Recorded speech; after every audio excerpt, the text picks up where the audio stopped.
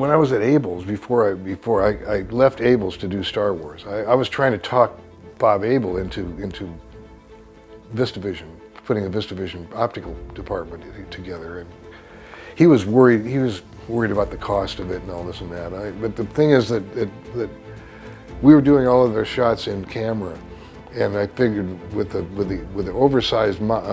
oversized format, we would be able to get extremely high quality composites, and we could composite stuff, and we wouldn't have to be stuck doing, 20 hours in a sensory deprivation chamber to get everything in camera,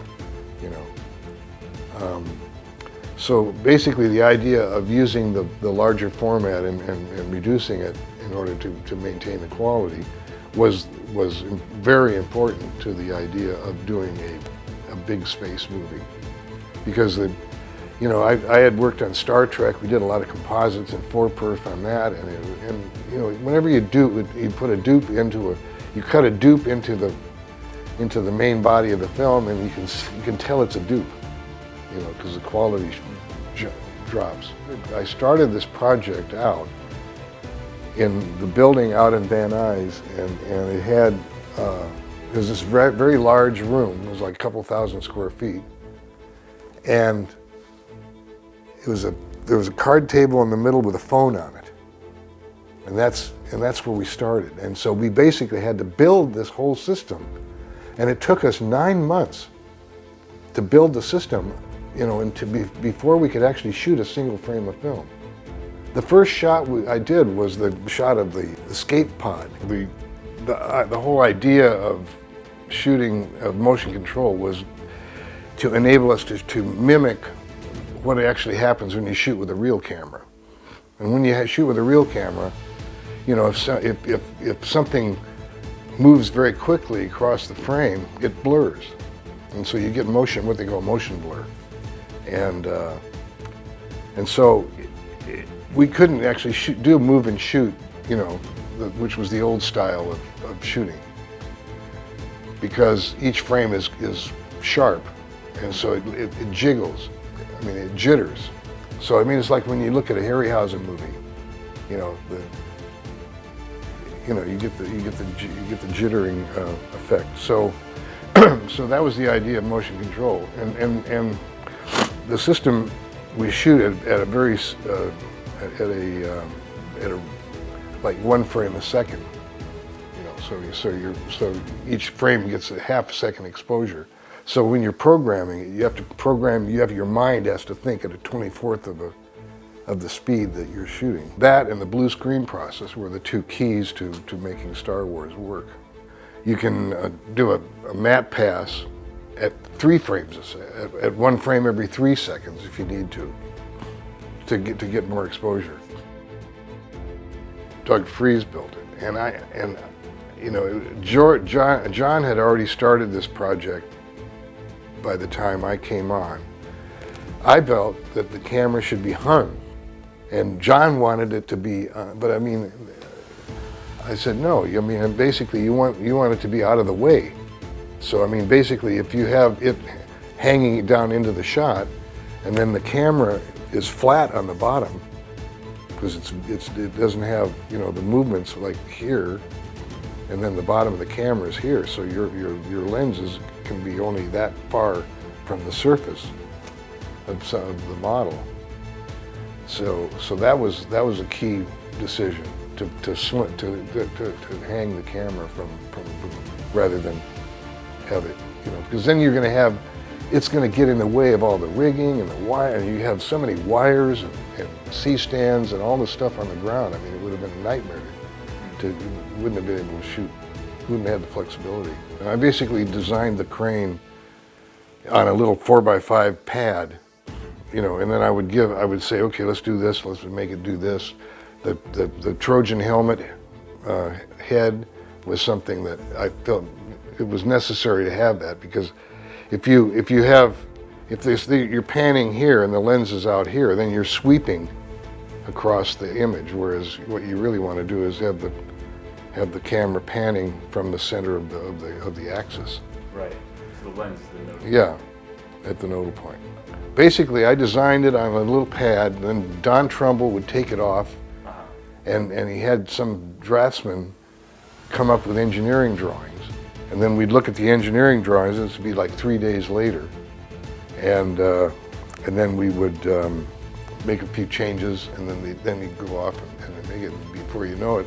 And like 2 weeks later, it would come back in. All these parts are anodized, and we put it together. It was basically a box, and I had to make a tilting lens board so I could shoot like the opening credits, or I could shoot like the opening shot of the Star Destroyer coming over camera. So you can retain that. Yeah. So basically, what you do is you tilt the lens this way, and it changes the focus plane so that that's in focus and this is in focus. They found a trade movement which was unsteady, by the way, and that was one of the reasons for the Vista Cruiser was to have a camera that was steady.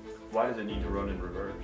Well, because sometimes you shoot backwards, or if you have to do a double exposure for some reason, you know, there's all kinds of reasons you want it to go in reverse. You have to be able to back it up, for example.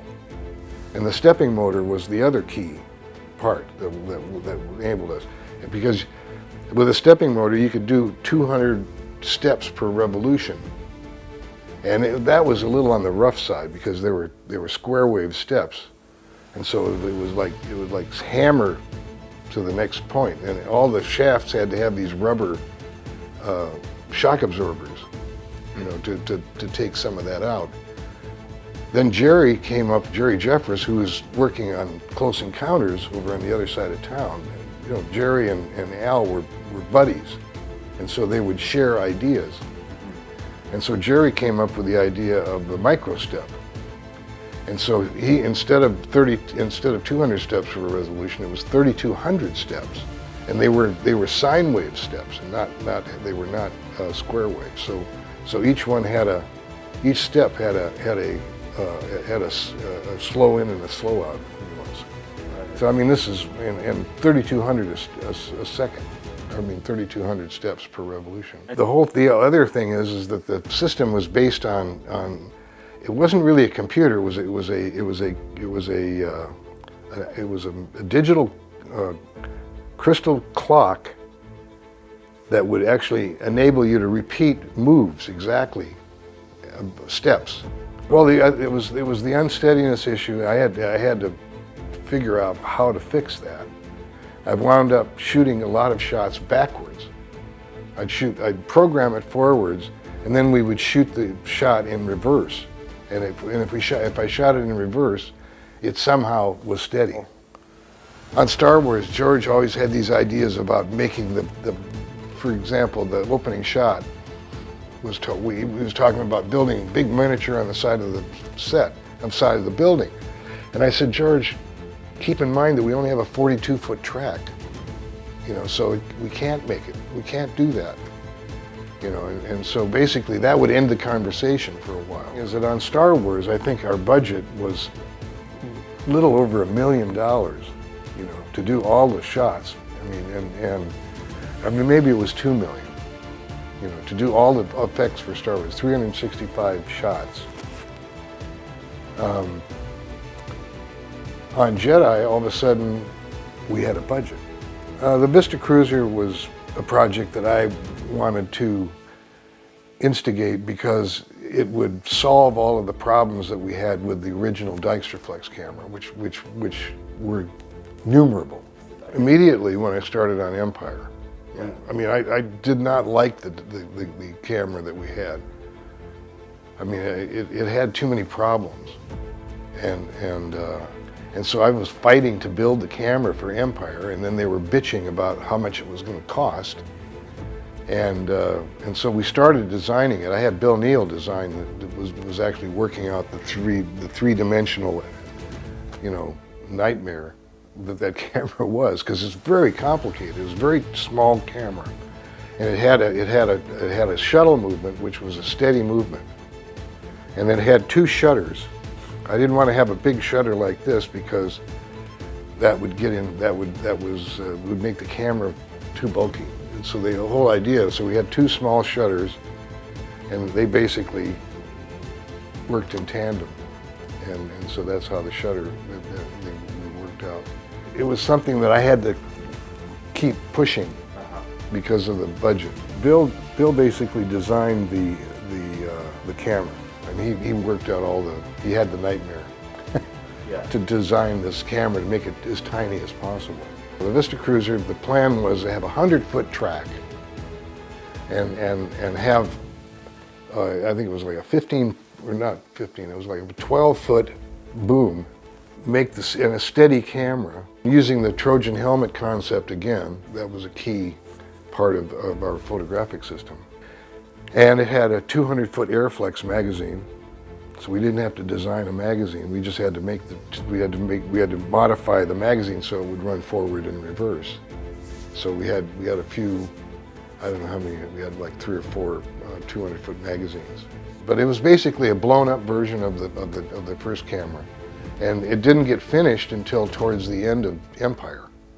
And so basically, I was able to use it on shooting on Jedi, because it was possible to do a lot of things with it, but it had a terrible viewfinder, and I think I actually wound up with an astigmatism as a result of that, you know.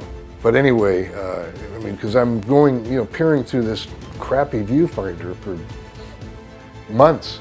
So we had a really great viewfinder on the new Vista Cruiser. That's another thing. I mean, because that, you know, when you put your eye up to the camera, you're looking at the image against a black field, and so you can really see what you're doing. You can compose carefully, and you know, when you don't have that, or when that's problematic, it's the old love-hate thing.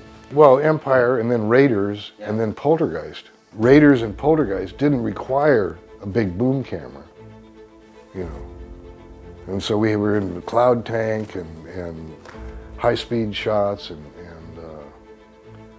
stuff like that. The idea of having the size of it was important. It was much smaller and narrower than the previous camera. You know, the dynamics of the shots in Star Wars depended a lot, to a great extent, on how close the camera got to the models. I mean, you have those cameras, you have the X-wings streaking by you, going through the wings, zooming through the innards of the Death Star.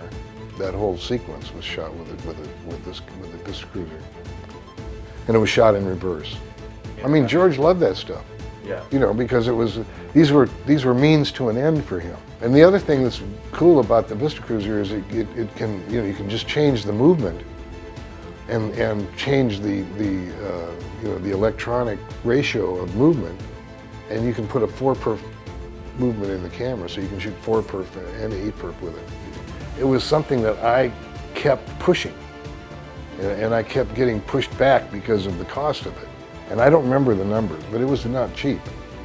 It came from the car. There was a you know, you see the logo on the side of it. That's from a Ford Vista Cruiser, and that was a station wagon. Well, we just ordered it from the car dealer. I think it's the best motion control camera ever built.